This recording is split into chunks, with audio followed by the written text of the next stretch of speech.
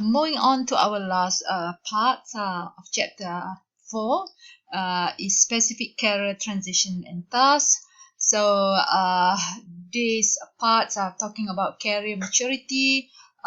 Career maturity will promote work behavior and transitions across the various stages. So adults career transition stages consist of early life, young adults, middle adulthoods, and late adulthoods. So early life from birth to 22 years old. At this age, normally the individual will experience studying or at school. Maybe at school they have their own. They become more ambitious. They have their occupational choice being prepared, preparations for occupational choice. So perhaps at this stage they will take courses that are related to their choice. So young adults at the age of 22 to 45 years old, they start to enter into workplace. They try to develop their own career. And middle adulthood, this is a stage where they already are in the career.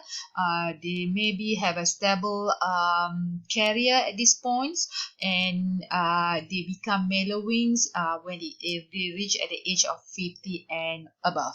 So later adulthood, where they reach the age of retirement. So at this age, they are concerned more about healthcare, about financial independence and social support, and do not want to be lonely. So this is basically they come to the age of retirement. So adult transitions, if we want to put in the slide, it start with the early life, and then early life, young adults, middle adulthoods, and later adulthood. So this is actually the stages, the transitions of career developments. So some career development issue are regarding career anchors, gender-related career developments, cross-cultural, employment opportunities, lifelong learning, and employability, career development planning. So career anchor is basically related to working people. When they work, they gain experience. They have good trainings. They have greater self knowledge. Because working, they have more experience, so they have also knowledge while they are working, and they also progress and develop preferred orientations or self concept in job and performing the task and work environment. So the career anchor is relating to the experience that they gain while working. Experience, not only experience, training, self-knowledge, and all this actually become their career anchor. This will guide their career to the developments of their career. So work self-concepts is defined as what people are in their career and job executions, what they prefer to do. So that's work self-concept. One anchor may be dominance, other supplement. So there are many anchor in our jobs. Maybe experience. So one anchor may be dominance, other just supplements. So another things that relate to career development is non-work career. Non-work career, that is the non-work roles. There are roles that are not related to work but can affect the work. So non-work roles have a spillover effects on work, career, and personal life. So what is meant by non-work roles is relating to the marriage, parenting, family roles, religions, leisure, and so on. These are not related to work but can have a spillover effects on work, even though they are non-work, but they still have effects on work. So another thing that become an issue in the workplace is the increase of in terms of gender in the workplace. So increase of women in the labor markets actually there's also issue regarding this. especially regarding career self-efficacy of women.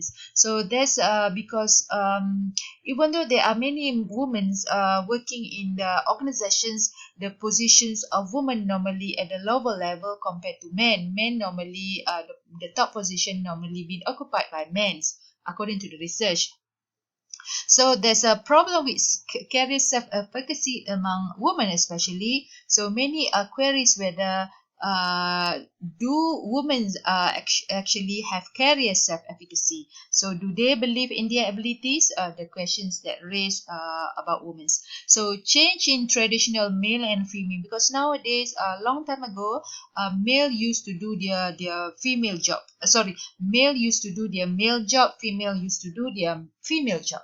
So changes now in traditional male and female roles. So males now are doing female jobs and females are doing male job. For example, nurse. Nurse job is associated with female, but nowadays there are a lot of male nurse. So that indicates traditional male and female roles are changed at this point. So lower status job normally lower success. So it normally belongs to female. That's what normally we can see the issues regarding gender.